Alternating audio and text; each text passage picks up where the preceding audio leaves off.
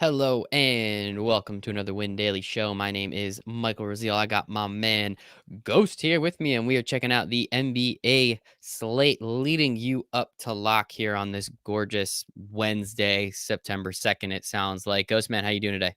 I'm doing well, Michael. How about you? It's a good day to be alive. We got some great basketball on. We got a game 2. We got a game 7, which really doesn't happen too often. We're not usually this deep. It's weird. I mean, the Lakers, it feels like haven't played in forever. They played that one game. It was a blowout, and we kind of just forgot about them quickly. But excited to watch the games tonight. Excited to put some money down, see what our house bets are looking like. Make sure you're up for the Win Daily Sports Betting membership. If you're not making money. That's just kind of how it goes. Or maybe you are, but just not making as much money as we are. And then also, of course, we're here for your DFS help. We're here to help you here. So let's take a look at the DraftKings slate tonight. Again, we got a 2-gamer. We got Miami and Milwaukee. We have Oklahoma City and Houston. Both games should be fun. Both games should be interesting. But Ghostman, let's just start with this Miami-Milwaukee game. Didn't quite think we were gonna see what happened in that first game. Do you think lightning strikes twice here for the Miami Heat? I do not. Um, I was really impressed with them in the first game. Jimmy Butler came out and really did his thing, and I have a feeling the Philadelphia 76ers front office in particular are kind of watching this at home, saying, "Oh boy, did we make a mistake!" But needless to say, Miami looked really good, and they had a lot of things rolling for them. But I do believe Milwaukee takes game 2 here tonight. We did see Milwaukee already lose the first game of a 7-game series and then came out and then won the next 4 pretty quickly. So it's I I do think obviously the Heat are much better than the Magic. That's just kind of how it goes. I love Jimmy Butler, especially since he's left Philadelphia. A little extra love for him from me there. So let's talk about it. You went 100% Giannis in your last go round, and you said you rarely ever do that, and this would be the one time to do it. And my goodness, it didn't quite work out as well as we were going to hope. So are you doing it again? Again, 2-game slate, kind of weird and wacky. Got to get different. Are you going 100% Giannis in today?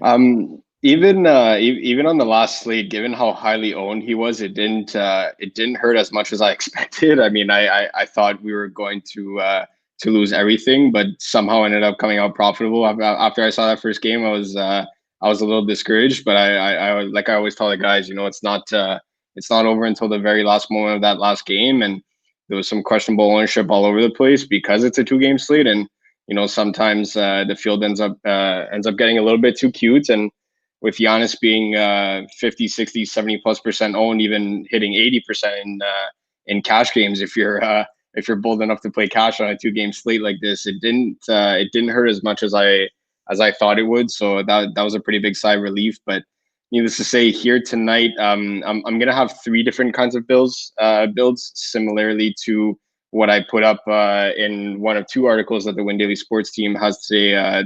One of them being from myself. So you would have 3 kinds of builds ideally on a night like tonight. You would have one where you're jamming both Giannis and Harden in there. A second one where you're picking one of the two, and then a third one, which would be primarily for these 150 max tournaments. If you're not necessarily max entering, of course, that would apply. But even if you're running 20, 30, 40, 50 lineups or something of a surplus nature, then I'm okay with fading both of them in at least some of the lineups just in case Mhm. that hits again. But I don't think that's the case here. I'll probably have slightly more Giannis than the field, depending on what his ownership's coming in at. Right now, we're looking in between 45 and 50%. So I'm comfortable going up into that 60, 65 range tonight. I love it. Yeah, I mean, Giannis is an animal. I don't think they're going to hold him down for that long. I mean, I thought it was weird. He only took, I think, 12 shots, which, again, especially in that fourth quarter as Miami was making their run, and then when they were up by, double digits at one point, you'd think he would just start to take over. But that Miami Heat defense, man, it is good. Jimmy Butler's great on defense. Bam Adebayo's great on defense. They literally brought in Andre Iguodala for defense. So you kind of expected something like this. And I don't know, man. I think it would be kind of cool to see the Heat maybe play the Sixers or hopefully your Raptors. I'm on your side. Not looking so good yet, but crazier things have happened. So we'll see what happens there. So in terms of this game, I mean, we saw Jimmy Butler just blow up, and it was awesome. It was fun to watch. He was mother effing everybody out there, and that's what I love about Jimmy Butler. It's a business trip. He doesn't even bring his family.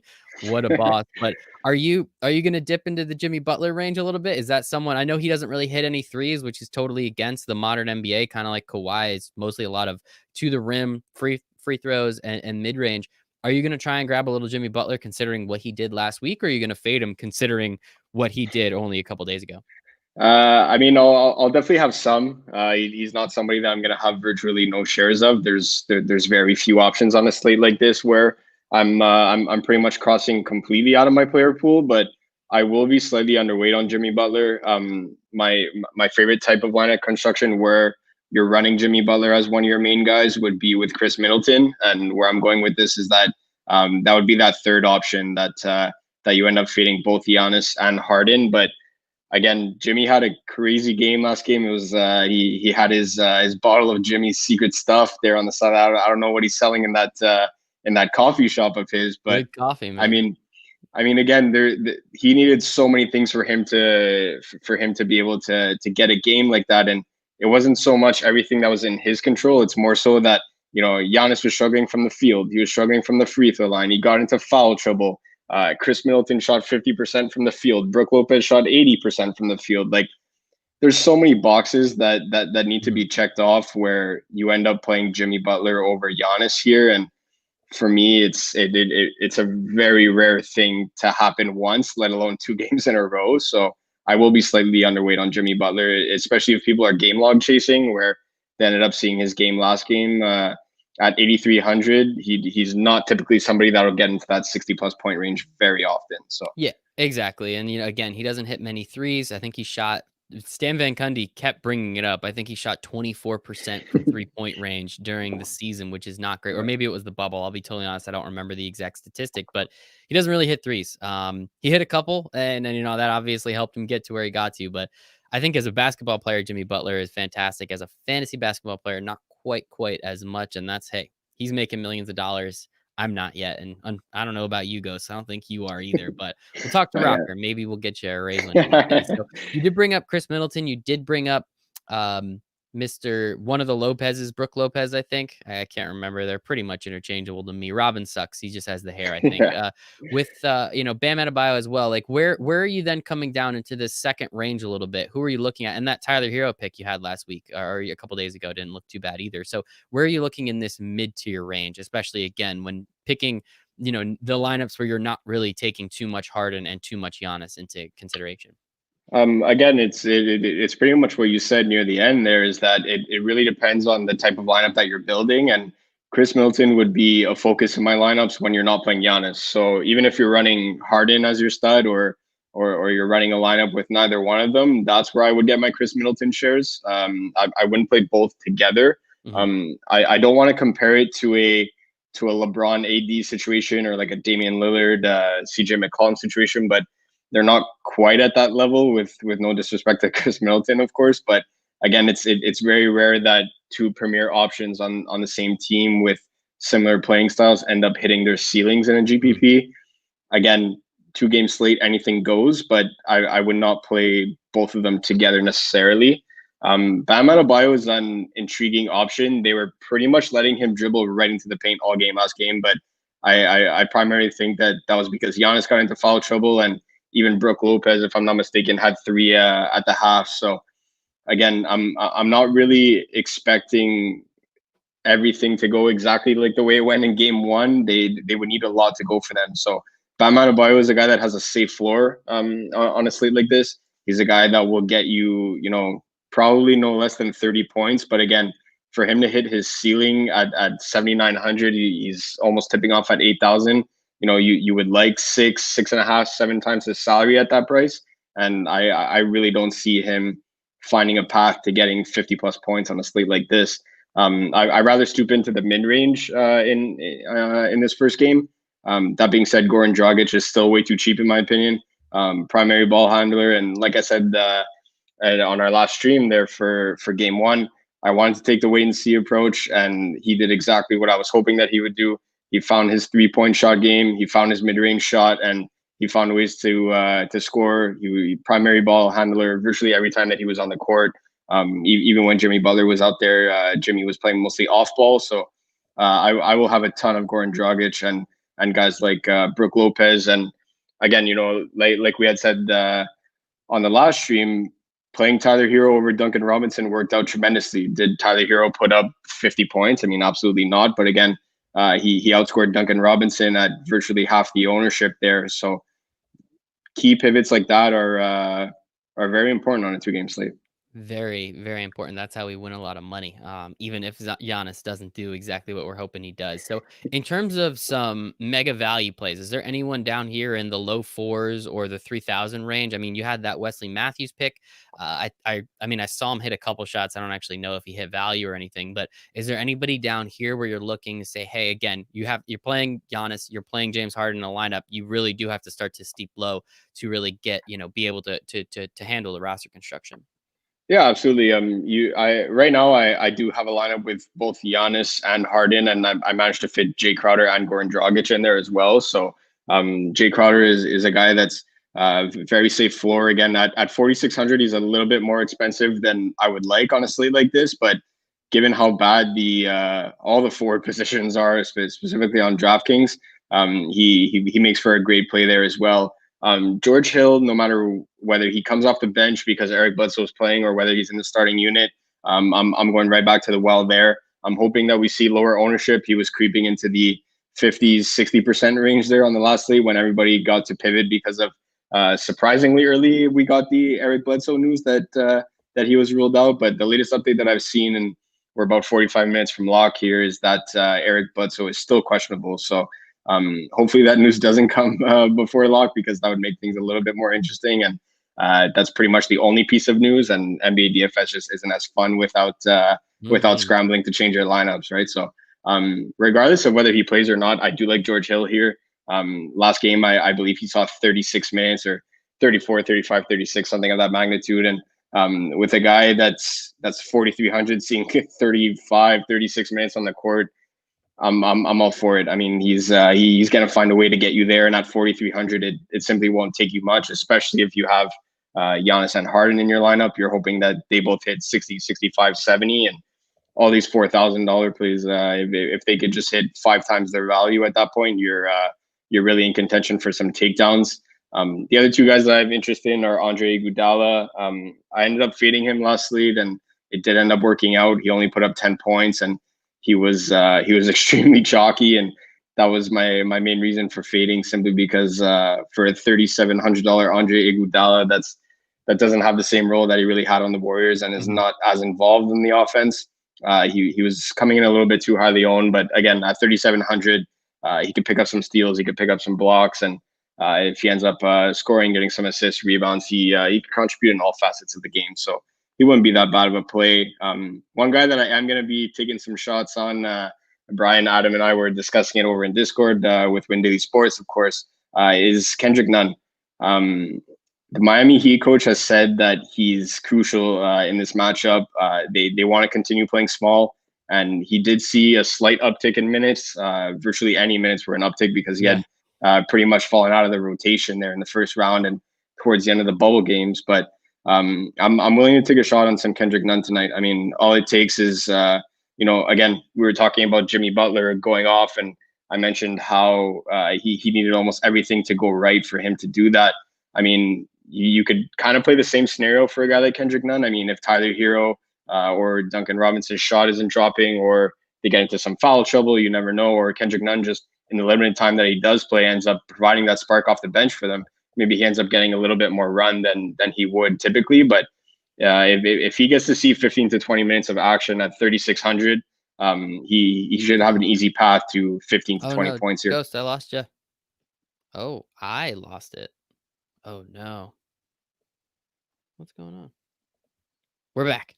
We're good? All right. I don't know where I went. Oh my gosh. It's not a live stream without some technical difficulties. I was going to say, I got lost into the void there, man. All right. So Kendrick Nunn has the opportunity, everything. We got to check some boxes. Absolutely. But I think there is an opportunity there. And I do think, as you said, any minutes are literally an uptick from what he was playing at. So looks like there's a lot of value, a lot of fun with this Miami-Milwaukee game. Very excited for it. Let's hop over to the other game. Let's clear our lineup here so we can talk about some other guys. So let's hop over to this Houston, Oklahoma City game.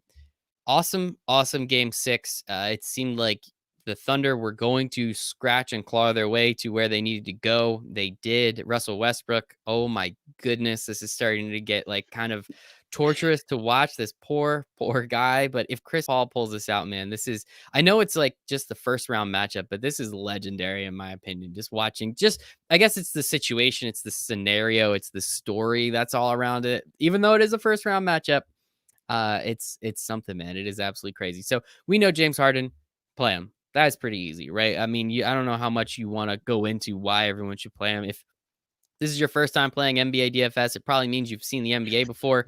You know James Harden scores a lot of points. You know he has a great opportunity. But in this next tier of guys, I mean, Russell Westbrook does not look like himself. He looks hurt. He looks bad. There was that shot in the fourth quarter where he just like airballed, and it was so sad to watch. Then I think James Harden made a really, really sweet play with all of it, and it worked out really well. But how are you looking at this next tier of guys, with the Chris Pauls, the Shea Gilgeous-Alexanders, and your boy Dennis Schroeder? How are you looking at them? Ideally, if you're playing James Harden, and it's tough to necessarily jam in Harden with Giannis and another $7,000 player. I mean, I ended up choosing Goran Dragic for a couple of my lineups, but I do have some with Dennis Schroeder simply because I couldn't really make it work with Chris Paul. I was dipping into some value there. That was a little bit too much for my liking. But again, if you end up fading Giannis and you're going with Harden as a stud, I really highly recommend running it back with one of Chris Paul or Dennis Schroeder. If Harden ends up hitting his ceiling in a game like this, which I think he will, I mean, I could go on for another 45 minutes up until lock here talking about why James Harden is one of, if not my favorite plays on the slate tonight. But again, if he's having one of his ceiling games where he's hitting 60, 70 DraftKings points and he's dropping threes, he's piling up assists, he's picking up defensive rebounds, someone's got to be scoring for OKC in order for them to stay in the game. And look no further than Chris Paul and Dennis Schroeder here for that.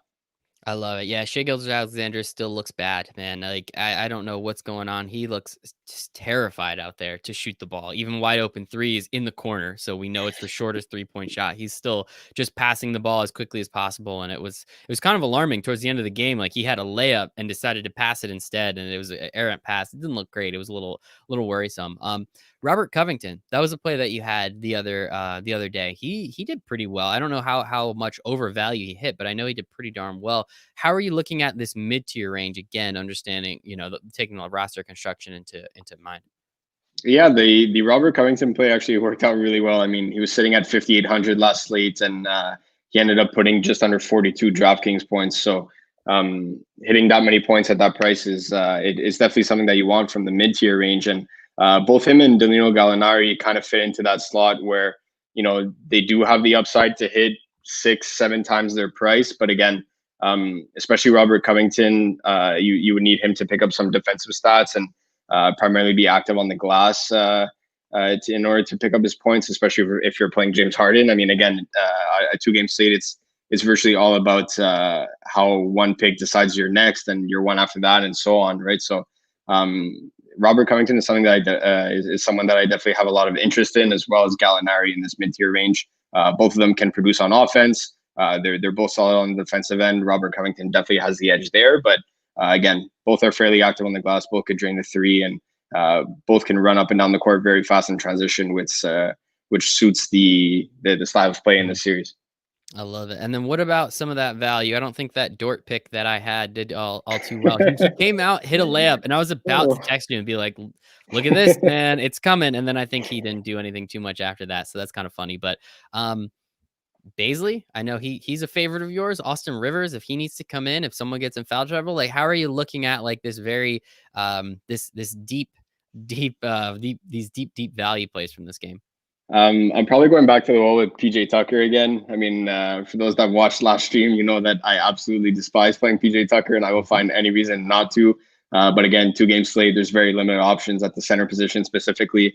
PJ Tucker ends up making for a very good play considering he's only 4,500, and we'll see probably 40 minutes in a game like this. I mean, barring any foul trouble, I really don't see him getting off the court all that much. I mean, Jeff Green might come in a bit, but he was primarily subbing in for Covington. But both of them saw 37 or 38 minutes, if I'm not mistaken, last game. So look for him to play a pretty big role. And in 38 minutes, again, it won't take him all that much for him to hit value. So PJ Tucker is a very interesting play at 4,500. You mentioned Baisley again. coming off the bench. I do like it. I'll reiterate what I said in Game 6 there is that they're not really utilizing Steven Adams.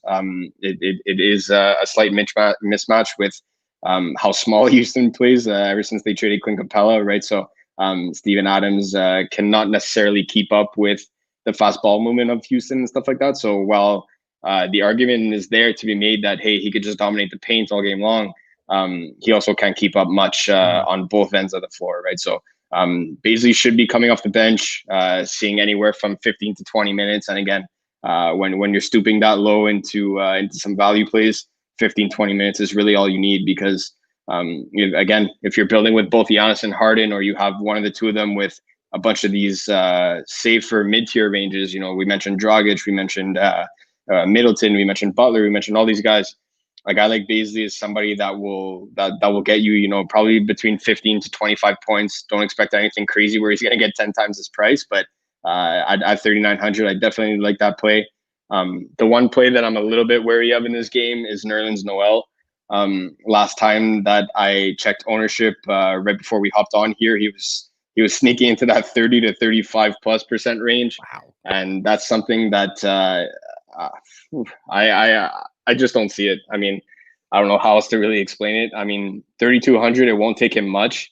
But if you look at his past couple of games, he's had 17, 13, 14, 15 minutes, something in that range every time. He's not all that active. Yesterday, I was preaching Williams, who comes off the bench for Daniel Tice, of course, at Boston against my Raps, when they ended up taking game 2 from us on that 9-0 run there. But comparing him to him, he's a much more active center. He's a guy that could score, he rebounds. He plays the pick and roll very well. Nerlens Noel is not really that guy, so I be wary of some Nerlens Noel chalk in tournaments. That is a weird pick. Don't really understand that one, but if that's the way man, there's good chalk, there's bad chalk. If we know where the bad chalk is, let's fade the bad chalk. So that is our little breakdown of the nice 2-game slate we have here today. Let us hop over to our friends over at Thrive Fantasy. You can hop over to Thrive Fantasy. You can make some money with us. You can use promo code WINDAILY. You'll get a matching offer up to $250 from Thrive, which is very nice of them. They're good friends of ours. But you'll also get 3 free months of Win Daily Gold subscription, right? So that's a $90 value right there. And then you, on top of it, you take all the money that you make from Thrive just giving you free money, which is fantastic. So appreciate the heck out of them and what they're doing there. So let us talk about this Thrive. So you see the props up here now. We've spoken about a lot of these guys. Again, it's a 2-game slate. It's nice and easy. Where are you looking to make a couple bucks tonight, Ghost? Let's start with this first game. Yeah, the last was it last week? I don't even remember. But the first last show's picks ended up working out really well. We went 2-1, and of course Giannis was the one to let us down. But 2-1 wasn't too shabby there for our Thrive debut. So today we're looking to get back at it, and I'm going right back to the well with Jay Crowder. PRA, points, rebounds, assists of 17.5. I would like to take the over on that one.